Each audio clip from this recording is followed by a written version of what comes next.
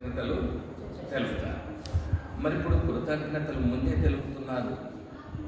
ఏమిటి కారణము అంటే, నేను అడిగింది మీరు తప్పకుండా ఇస్తారు, లేదా మీరు ఇచ్చినారు. అంత విశ్వాసము కలిగి ఉండి దేవునికి వందనాలు చెప్తున్నారంట. నాకు ఏదో అవసరం ఉంది, అవసరం బట్టి నేను దేవుని దగ్గర, దేవా నాకు ఇది ఫలాంటి అవసరం ఉంది, నువ్వు నాకు ఇస్తున్నావు, నీకు వందనాలు, నాకు ఇచ్చినావు, నీకు స్తోత్రాలు. లేదు, మనం పొందలేదు. పొందనటువంటి దానికి పొందినమని నమ్మటమే కృతజ్ఞత. అంతటి విశ్వాసం కలిగి ఉండాలంట. యేసు ప్రభువు వారు కూడా లాజరు సందర్భంగా ప్రార్థన చేస్తున్నాడు. చూడండి, యోహాను సువార్త 11వ అధ్యాయం.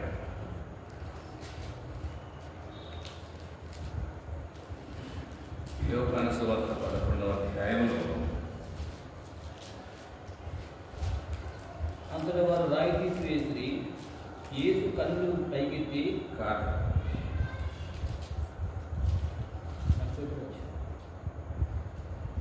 47 నువ్వు ఎల్లప్పుడూ నా మనవి వినుచున్నావని నేను ఎరుగును కానీ నువ్వు నన్ను పంపితవని 41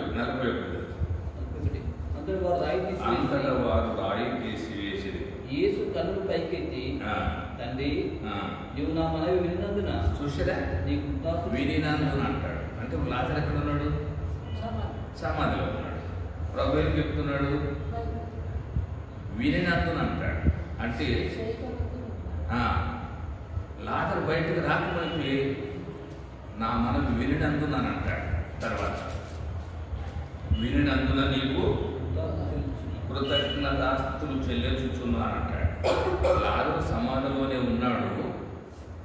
నీవు నా మనవి వినినందున నీకు కృతజ్ఞతాస్తుతులు చెల్లించున్నానంటాడు.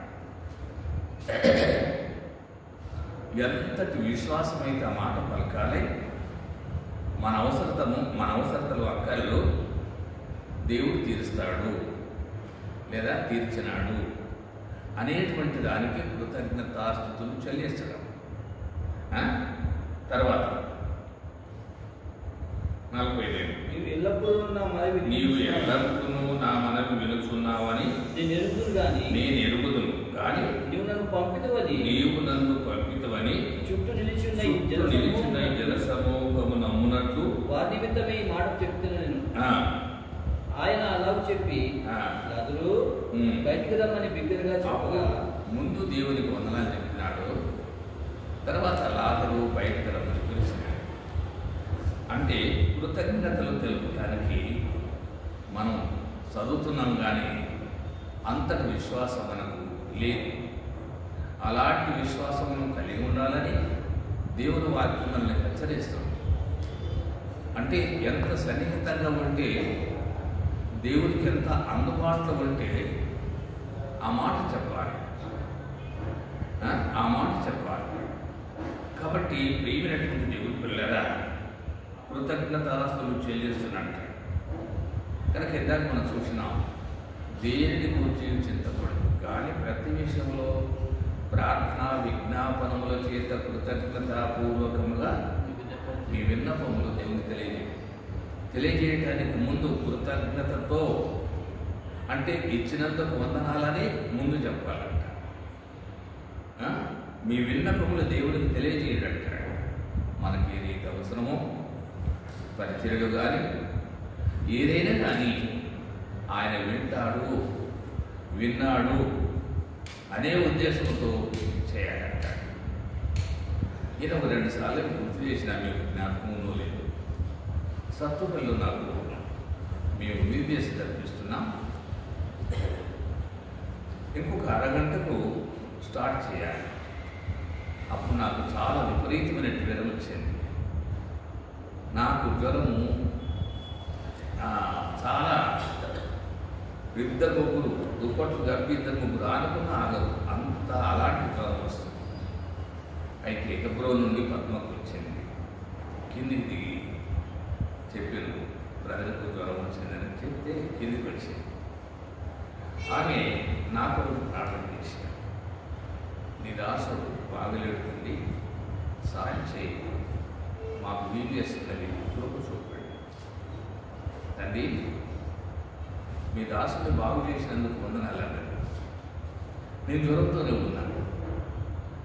అప్పుడు నేను అనుకున్నాను, ఇంత విశ్వాసంతోని నాకు జ్వరమే ఉంది, నా ప్రార్థన విన్నందుకు వందనాలు, బాగు చేసినందుకు వందనాలు అనుకుంది అని నేను కూడా సపోర్ట్ చేయాలి. అవును తండ్రి, నాకు బాగు చేసినావు అని నేను కూడా ఆమెతో కలిసి దేవుడికి వందనాలు చెప్పినాను. మీరు నమ్మండి, 5 నిమిషాల్లో జ్వరం తగ్గిపోయింది. మళ్ళీ మీటింగు ఆరంభించిన. కాబట్టి పొందబోయేటువంటి దాన్ని పొందినామన్నట్లుగా నమ్మేది, దానికి మనం కృతజ్ఞతలు తెలుపుతాం. అందుకొరికి ఏమంటాడు? తెస్సలోని పత్రిక 5:16 ప్రతి చదవండి. తెస్సలోని పత్రిక 5:16 ప్రతి విషయములో, ప్రతి విషయమందును ఇంకా ఏదో అనటానికి వీల్లేదు. ప్రతి విషయమందును కృతజ్ఞతాస్తుతులు చెల్లించుడి. ఇలాగు చేయుట యేసుక్రీస్తునందు మీ విషయంలో దేవుని చిత్తం.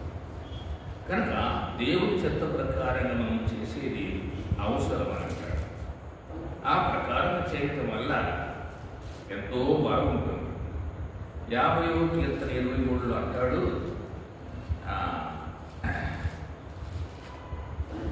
50వ కీర్తన 23లో అర్పించువాడు యెహోవాను నన్ను మహిమపరచుచున్నాడు అంటాడు. కనుక ప్రియమైనటువంటి దేవుని పిల్లరా, కృతజ్ఞతాస్తుతులు చెల్లించేటువంటి వారు దేవుణ్ణి మహిమపరుస్తున్నాడు అంటాడు. ఆ ప్రకారంగా మనం మహిమపరచాలి. తర్వాత 69 కీర్తన 30లో అంటాడు, కీర్తనలతో నేను దేవుని నామమును స్తుతించెదను, కృతజ్ఞతాస్తుతులతో నేను ఆయనను ఘనపరచెదను అంటాడు. ప్రియమైనటువంటి దేవుని పిల్లరా, ఈ ప్రకారంగా మరి దేవునికి వందనాలు చెప్తున్నారు. దేవునికి వందనాలు చెప్పి ఇప్పుడు ఏమంటాడు? యోవేలు గ్రంథము 9వ అధ్యాయం 2వ అధ్యాయము 9వ వచనం. కృతజ్ఞత చెల్లించి నేను నీకు బలులు అర్పించును, నేను మొక్కుకొని మొక్కుబలను చెల్లింపక మానను, యెహోవా యొద్దనే రక్షణ దొరుకునని ప్రార్థించెను. అప్పుడు ప్రార్థన చేసినాడు. ముందు వందనాలు చెప్తున్నారు, తర్వాత ప్రార్థన చేస్తున్నాడు. ప్రియమైనటువంటి దేవుని పిల్లరా, కాబట్టి అంతటి విశ్వాసం కలిగి ఉండాలని దేవుని వాక్యం మనల్ని మనకు జ్ఞాపకం చేస్తాను. నేను అదే ప్రకారంగా చేస్తున్నాను చెప్పట్లేదు, మనమందరం అట్లా ఉండాలని వాక్యము నిన్ను నన్ను మరి దేవుడు మనల్ని జ్ఞాపకం చేస్తున్నాడు. యెహోవా యుద్ధనే రక్షణ, యెహోవా యుద్ధనే రక్షణ. కనుక యెహోవా ప్రాణమును కోపములో నుంచి తప్పించుకొని ప్రార్థన చేస్తున్నాడు. మంచి ఆపదలో ఉన్నాడు. ఈ ప్రకారంగా విడుదల కొరకై ప్రార్థన చేస్తున్నాడు. 34వ కీర్తన 17వ వచనం. 34వ కీర్తన 17వ వచనం. నీతిమంతులు మొరపెట్టగా యెహోవా ఆలకించును. కాబట్టి ప్రియమైనటువంటి దేవుని పిల్లరా, ఈ ప్రకారంగా నీతిమంతులు మొదలుపెట్టగా యెహోవా ఆలకించమంటాడు. కనుక మనము నీతిమంతులుగా చేయబడ్డాం. కనుక ఏమంటాడు? రోమపత్రిక 5వ అధ్యాయంలో ఆయన నామమున మన విశ్వాసం ఉంచిన కారణాన నీతిమంతులుగా చేయబడ్డాం.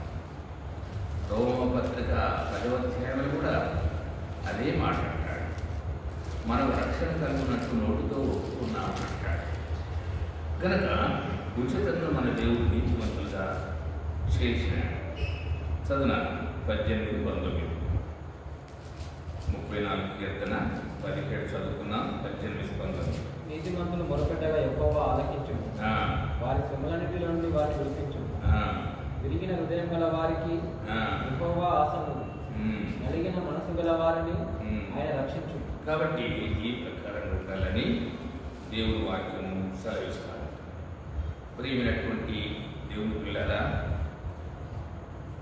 అంతటి భాగ్యవంతులు మనం కాకపోయినా దేవుడు మనకు జ్ఞాపకం చేసేటువంటి మాటలు మనం అనుసరించేది అవసరం.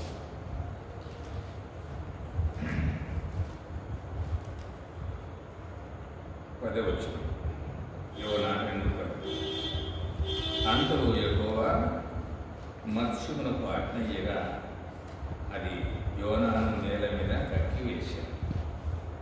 కాబట్టి మరి ఆ పని జరగక మునిపే దేవుడికి వందనాలు చెప్పినాడు. ఆ తర్వాత దేవుడు అనుమతించినాడు, దేవుడు సహాయం చేసినాడు. అదే ప్రకారం జరిగింది. మనం ప్రార్థన చేసేటువంటి ప్రార్థనలన్నీ ఆ ప్రకారం జరగటం కొరకై ఈ వాక్యాలు మనం ఆధారం చేసుకుని ప్రార్థన చేసేది మంచిది. రండి, నిర్గమాకాండము 12:20 నిర్గమాకాండము 12వ అధ్యాయము 21వ వచనం. 12:20 కాబట్టి మోషే ఇశ్రాయేలు పెద్దలందరినీ పిలిపించి వారితో ఇట్లా, మీరు మీ కుటుంబంలో చొప్పున మందలోని పిల్లలు తీసుకొని పస్కా పశువును వధించుడి. మరియు ఇస్సోపు కుంచి తీసుకొని పల్లెంలో ఉన్న రక్తంలో దాన్ని ఉంచి ద్వారబంధం పైకమ్మే 2 నిలుకములను పల్లెంలోని రక్తము తాకిపోలేదు. తర్వాత మీలో ఎవరినో ఉదయం వరకు తన ఇంటి ద్వారం నుండి బయలు వెళ్ళకూడదు. కాబట్టి ప్రియమైనటువంటి సోదరి సోదరులారా, ఈ ప్రకారంగా దేవుని యొక్క ప్రజల భద్రత కొరకు, దేవుని యొక్క ప్రజల మనం చదువుకున్నాం 12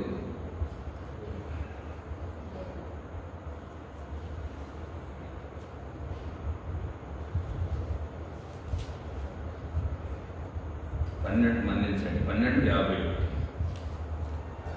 యెహోవా ఇశ్రాయేలీయులను వారి వారి సమూహముల చొప్పున ఆనాడే ఐగుప్తు దేశం నుండి వెలుపలికి. కాబట్టి మరి దేవుడు తన ప్రజల్ని ఐగుప్తు దేశంలో నుండి రప్పించినాడు. ఆయన కృపామహిమకు కీర్తి కలగటాను కొరకై రప్పించుకున్నాడు. ఆయన మహిమ కొరకు ఏర్పాటు చేసినటువంటి వారిని రప్పించుకున్నాడు. కాబట్టి మనం ఆయన మహిమ కొరకే జీవించేది అవసరం. ఆయన మహిమ కొరకు మనం ఏ పని చేసినా ఆయనకు మహిమ కలగాలని దేవుని వాక్యం సెలవిస్తుంది. చివరిగా ఇంకొక మాట చదువుకొని ముగించుకున్నాం. 2 కొరింథీ 1:8 నుండి 2 కొరింథీ 1వ అధ్యాయము 8 నుండి.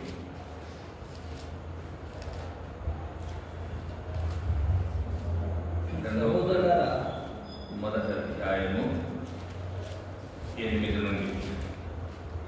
సహోదరులారా, ఆశీలో మాకు ప్రదర్శించిన చంద్రం చూసి మీకు తెలియకుండా మాకు ఇష్టం లేదు. అదేదనగా మేము బ్రతుకుమన్న నమ్మకం లేక ఉన్నట్టుగా మా శక్తికి మించిన అత్యధిక భారం వలన కృంగిపోతుంది మరియు మృతులను లేవు దేవుని అంతే గాని మా అందే మేము నమ్మిక ఉంచుకున్నట్లు మరణమగుదమని నిశ్చయం మా మట్టుకు మాకు కలిగి ఉండేది. ఆయన అట్టి గొప్ప మరణము మమ్మల్ని తప్పించేది, ఇక ముందుకును తప్పించును, మరియు మాకు ప్రార్థన చేయడం వలన. కాబట్టి ప్రియమైనటువంటి దేవుని పిల్లరా, ఇక్కడ యోనా కష్టంలో ఉండగా దేవునికి వందనాలు చెప్పినాడు, ప్రార్థన చేసినాడు. 2, ఐగుప్తు దేశంలో తన ప్రజలు నిట్టూర్పులు విడుస్తున్నారు. దేవుడు తగిన సమయంలో వారిని బయటకు తీసుకొచ్చినాడు. 3, అపోస్తుడైనటువంటి బ్రతుకుతామన్నటువంటి ఆశ సంపూర్తిగా కోల్పోయినారు. అంత గొప్ప మరణం నుండి తప్పించినారు. మా కొరకు ప్రార్థన చేయండి అని అన్నారు. రెండవది, మనం ముందు దేవుడికి వందనాలు చెప్పినటువంటి విషయం చూసినాం. ఆ తర్వాత దేవుడు ప్రార్థన విని అంగీకరించినట్లుగా చూసినాం. అలాంటి భావంతో మనం ప్రార్థన చేయాలని ప్రభు కోరుతున్నాడు. రేపటి పరిచర్య కొరకు మనం ప్రార్థన చేస్తాం. అంటే విడుదల, అలాంటి విడుదలలో ఉన్నటువంటి విశ్వాసం లేకపోలేదు. వారి విడుదల కొరకై మనం ప్రార్థన చేస్తాం. విడుదల కొరకై ప్రార్థన చేస్తాం. మనం పొందబోయేటువంటి మేళ్ళు దేవుడు మనకు వాక్య పరిచయలో సహాయం చేస్తాడని, వచ్చే నెలలో మీటింగులో మనకు అద్భుత రీతిగా కృప చూపుతాడని నమ్మి దేవుని స్తుతించి ప్రార్థన చేస్తాం. రేపు మనకు